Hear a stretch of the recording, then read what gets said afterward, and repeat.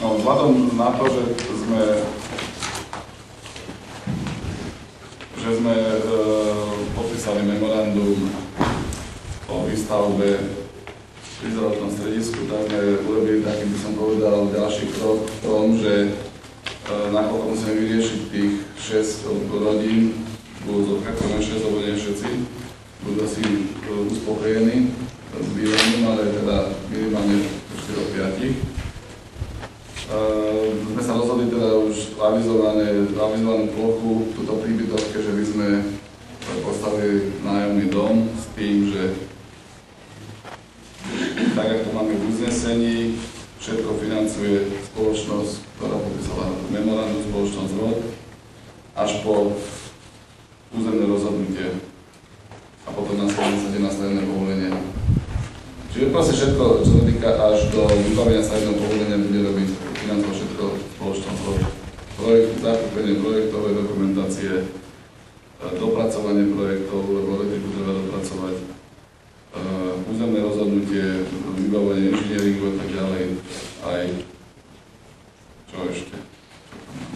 A kúpu pozemku. Tak. Podružstvo tam treba príbytovke to dokumenty znázornené, že treba pozemok samozrejme geometricky odčleniť a dokúpiť. Tam nebolo tak, že oni zabezpečia náhradné bývanie?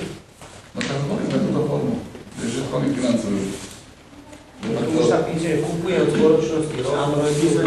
No ale to bude v podstate za dosadkovú hodnotu, darovať sa nesmie. To tam DPAčko by sa museli, to je symbolická cena. Odpísala DPAčka, aby sa dala odpísať DPAčka, musí byť predaný tá projektová dokumentácia, aj keď bude základ, možno dneska čas teda za jedno. To bude ako... Tak to bude za jedno, ale môžu potom odpísať. Keby to darovali, tak nemôžu si odpísať. A DPAčka by sa museli vracať. Toto ešte dojde na schválenie, potom cena a tak ďalej.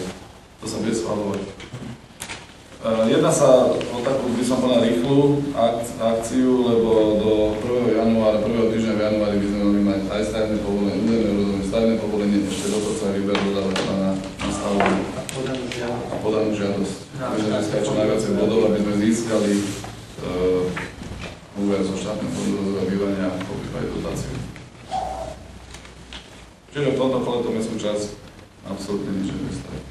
Všetky výdavky vzhľadom do memoranda je spoločnosť, ktorá sa o to zaviazala. Spoločnosť ROD. Chce sa nejaké pýtanie sa páči? Chcem sa spýtať niekoľko vecí, len tu sú parcely, ktoré vlastne budú zasiahnuté tou stavbou. Kto je vlastníkom tých parciel? To je PD Dunaj, 583/15. 15 to je to, hej? 16 je naša. 16 je naša. 16 aj 17. Aj 17 a 14. 16 sú spolu podielnici. Áno, aj s tým sme už rokovali, takže... Čiže je tam to nejaké predbežné dohody vlastne na to teda v poriadku. My dokonca musíme vyriešiť s nimi spoločne aj teplovod, ktorý ide do tej bytovky, to ide spolupodielnici to sú vlastne vlastníci tých bytov v tej bytovke, nie? Dobre. To bola jedna a ešte... A to už ste hovorili, že vlastne to je v rámci toho memoranda, čiže vlastne to bude hradenie z prostriedkov ROD, hej? Bude sa to okupovať, ale hovorím za nejaké situácie. To sa zvolí nejaký postup alebo pravidlá, ktorý sa dá vyvolať sebe. Vymyslieť potom. Samozrejme, to sa bude potom schváľovať.